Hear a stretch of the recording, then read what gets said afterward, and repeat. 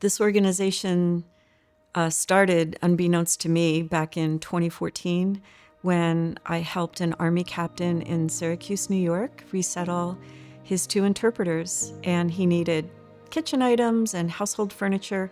And I thought, this will be easy. I can help. As a service member, we're taught from day one, like, you don't leave anybody behind, you take care of people. It's all about being a member of a team, a member of a community, a member of a brotherhood, sisterhood. These people served alongside us. When the US government and the US military withdrew from Afghanistan, we left them in very dangerous conditions where their lives were still in danger. And because they served alongside us, to me, it's imperative as a service member to take care of them. We started helping our SIVs find housing when we found that they weren't necessarily placed in a house that I would want to live in. This was not acceptable for our wartime allies. It would not be acceptable for our veterans. And the way the community helped us at first was becoming guarantors for these houses. Even though they didn't know these families, even though these families were arriving with nothing, there were people in this community that reached out and said, I will help.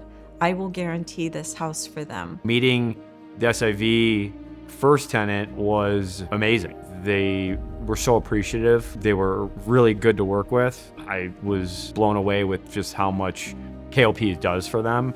And I thought, hey, I could also help out as well. Our volunteers have been instrumental in families finding jobs. It is volunteers going out of their way to say, my husband's friend has a job opening, and I think that an SIV might do well in that company. It's been a rewarding experience for me to work with these guys. The dedication and the drive that they have when they apply themselves to something like this that they're interested in has been absolutely wonderful. I've personally been involved with the automotive industry for about, well over 30-something years.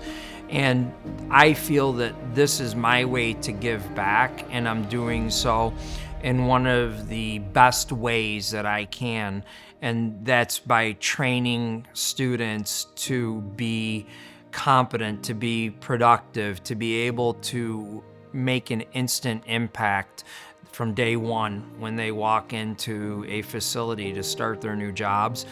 And it really makes me feel good that I'm able to help them do that and to give back to the industry. I wish people understood what an untapped resource they are for applicable skills in our workforce. They're talented, dedicated, hardworking people that just want to make a good life for themselves. And they worked on some pretty complex and technically advanced projects in their home countries under very adverse circumstances, and they have applicable skills and just want an opportunity. When you get involved with volunteering like this, you grow. You become braver, you become more courageous, you become more open-minded, you become more capable, giving of yourself.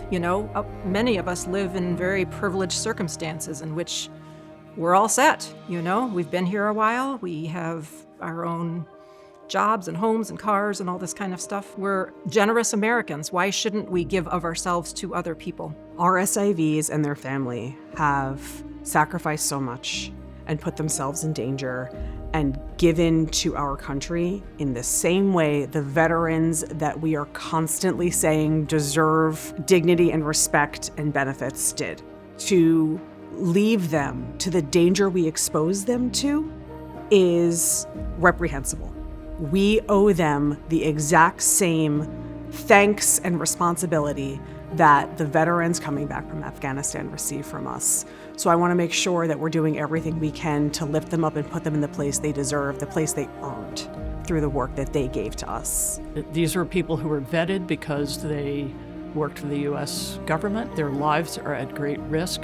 And we are a nation of immigrants. Rochester is a city of immigrants, and they make our community so much stronger. The family now is woven into the fabric of our community, our church, our city. People often ask, particularly in this time in our country, what does it mean to love your neighbor? For us, this is not a platitude. This is a call to action. We are watching their children grow up and have such joy and freedom that they would not have had in Afghanistan. And I am grateful for it, and they are grateful for that. It's something that you'll never forget, and it will be life-changing and transform the way you look at the world and why we need to learn to come together and work together for the peace of the world and our nation.